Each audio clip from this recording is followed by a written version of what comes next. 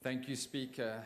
The ACDP appreciates concerns that have been expressed about the ICC from African countries. There can be no doubt that the ICC's almost exclusively African-focused prosecution is regrettable. However, what is crucial is that the majority of cases that have been referred to the court have been done so by the relevant African states or their citizens themselves. And this, no doubt, was the last recourse for justice where their own domestic courts have failed them.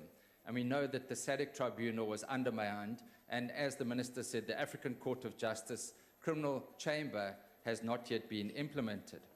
Now, we also know that superpowers such as the US, Russia, and China are able to use the Security Council to protect themselves and their proxies. This flaw was always there. South Africa sought to address this by implementing the Rome Statute in a manner which gave it the power to prosecute any individual, regardless of their nationality, for genocide, crimes against humanity, or war crimes, provided those persons visited South Africa after committing those crimes. Now, it was this innovation that intended both to secure accountability and cancel out global inequality that made South Africa so admired by advocates of international justice throughout the world. By withdrawing, we will definitely lose this moral high ground. And the ACDP believes that rather than withdrawing, we should have continued to raise our concerns with the UN and the ICC in an attempt to have our issues and concerns addressed. Remember, South Africa led the group of more than 50 like-minded states at the Rome Conference, leading to the adoption of the ICC.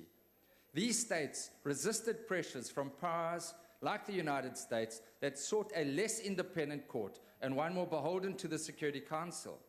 Given this innovative and pioneering stance that we took then, it is regrettable that South Africa is the first country to leave the ICC. Furthermore, the argument that demands for accountability and justice impede the pursuit for peace does not hold water if we look at the modern history. It is replete with examples of international justice processes proving critical for the attainment of peace.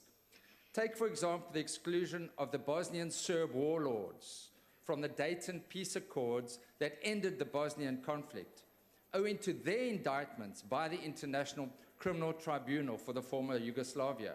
This was said to be essential for the achievement of success for that agreement. Chairperson, the ACDP believes that the process of the withdrawal is also seriously flawed, given that the Rome Statute was incorporated into our law by an Act of Parliament. Consequently, only an Act of Parliament can repeal this law. And therefore, we support the application by the DA for direct access to the Constitutional Court to provide clarity on this matter. I thank you.